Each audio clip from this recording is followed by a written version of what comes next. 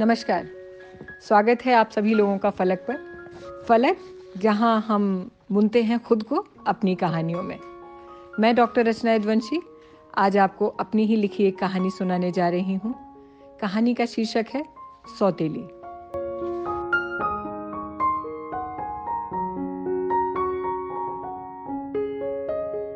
Captain चक्रवर्ती अप्रतिम सुंदरी दीपा पर ऐसे मोहित हुए कि 6 घंटे लगातार बाइक चलाकर दिल्ली से जयपुर हर रविवार को दीपा को बुके लेकर मिलने जाते थे। दीपा भी आकंठ कैप्टन के इश्क में थी। माँ पिता के शून्य विरोध के चलते बहुत जल्दी ही दोनों पढ़ने सूत्र में भी बंध गए। दीपा तन और मन दोनों से खूबसूरत लड़की थी। पिता फौज में अफसर थे।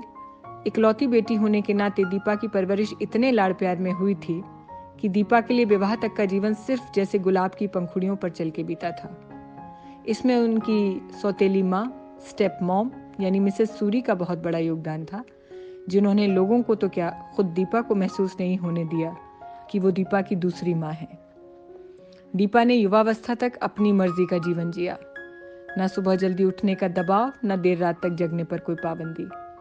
घर के काम तो दूर की बात, खुद अपने काम दीपा ने कभी नहीं किए। राजकुमारियों की तरह हर चीज हाथ में और हर नखरा सिर आंखों पर। कैप्टन चक्रवर्ती और दीपा के शुरुआती वैवाहिक जीवन के 5 साल जैसे पंख लगाकर उड़ गए। अब एक बेटी की मां बन चुकी दीपा की नई गृहस्थी जमाने में भी मिसेस सूरी ने कोई कसर नहीं छोड़ी थी। दिल्ली में कुछ दूरी पर ही कैप्टन का घर होने के कारण मिसेस सूरी ने दीपा का घर सेट कर दिया था। अफसर पिता के कारिंदे दीपा के घर का भी हुक्म बजाते थे। माने सब कुछ बढ़िया चल रहा था। फिर कैप्टन से मेजर बने चक्रवर्ती की पोस्टिंग आई नागालैंड। दीपा को पिता माँ से दूर जाने का गम भी था और कैप्टन के साथ फौजी सेटअप में रहने की खुशी भी। दिल्ली से तो माँ और उनकी टीम ने पैकिंग करा दी। नागालैंड पहुंचकर अनपैकिंग के समय से ही दीपा के हाथों के जैसे तोते उड़ गए। उसके दिमाग का दही हो गया। 10 दिन बीत गए, घर में सामान बिखरा पड़ा रहा। बेटी को संभाले या सामान को दीपा को समझ ही नहीं आ रहा था। किसी तरह मेजर चक्रवर्ती के फौजी बंदों ने घर व्यवस्थित कराया था। मेजर चक्रवर्ती को धीरे धीरे समझ में आने लगा था कि दीपा की योग्यता सिर्फ उसका सौंदर्य है। हर काम में दीपा का अधकचरापन, जो चक्रवर्ती को पहले अल्हड़पन लगता था और वो उस पर मरे मिटे जाते थे, अब फुहड़ता लगने लगी थी। दीपा का चक्रवर्ती के ऑफिस जाने तक सोना और लंच पे आने तक सिर्फ टीवी देखना मेजर को खलने लगा था। बेटी पावनी के लंबे गंदे नाखून, उलझे बाल मेजर को खिसिया देते थे। हर काम को सलीके से करने वाले मेजर चक्रवर्ती हर काम को बेढब तरीके से करने वाली दीपा को अब हर बात पर टोकने लगे थे।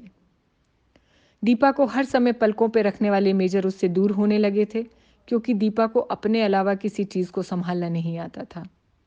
घर का कलह कलेश इतना बढ़ने लगा कि घर की क्रॉकरी फिकने और फूटने लगी थी। दीपा को समझ ही नहीं आ रहा था कि मेजर को हुआ क्या है। उस रात डिनर पर आए मेहमानों के सामने ही मेजर ने जब दीपा की टेबल लेंग और मिसमैच कटलरी को लेकर टोक दिया तो दीपा बहुत इरिटेट हुई थी। देर रात तक चले मेजर दंपत्ति के झगड़े को पड़ोसियों ने सुना भी था।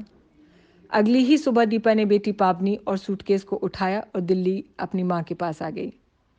माँ ने एक बार फिर सहारा दिया, लेकिन 4 महीने इस बार मायके रहने पर दीपा को जैसे असलियत समझ में आने लगी थी। माँ का साफ सुथरा सलीका उसके पिता को कितना व्यवस्थित रखता है, दीपा को यह दिखने लगा था। मजाल थी कि कोई चीज़ ज़रा इधर से उधर हो जाए। मिसेस सूरी खुद बहुत बड़ी सोशलाइट थी, लेकिन घर का ऑर्गेनाइजेशन इतना ज़बरदस्त था कि तारीफों के पुलिंदे ही रिसीव करती रहती थीं। हर कोई उनके ग्रेस और एस्थेटिक सेंस का कायल था। उस शाम गोल्फ खेलकर लौट रही माँ बेटी कार में ही थी। दीपा उदास थी। उसने हौले से पूछा, आप कैसे कर लेती हैं इतना सब? मिसेस सूरी ने हल्के से मुस्कुराकर जवाब दिया, माँ ने सिखाया। दीपा स्तब्ध थी। हिम्मत बटोरकर फिर पूछा, आपने मुझे क्यों नहीं सिखाया? मिसेस सूरी ने लंबे पॉज और लंबी सांस लेकर जवाब दिया, दीपा, मैं सिखाने पढ़ाने में होने वाली रस्साकशी से उपजने वाली कड़वी और अप्रिय स्थिति से बचना चाहती थी। माँ हर बात दुलार से नहीं सिखला सकती। तराशने में कड़ा अनुशासन लगता है, और मैं सख्त होती तो तुम परेशान होती, और लोग कहते कि सौतेली माँ है ना, इसलिए लाड़ नहीं करती। और मैं सौतेली यानी स्टेप मॉम का ठप्पा नहीं लगने देना चाहती थी। कार में सन्नाटा था, दीपा के जहन में भी। धन्यवाद। कैसी लगी कहानी कमेंट्स में ज़रूर बताइएगा। आपसे इजाज़त लेती हूँ अभी, फिर मिलूंगी किसी नई अगली कहानी के साथ, इसी फलक पर, इसी फोरम पे।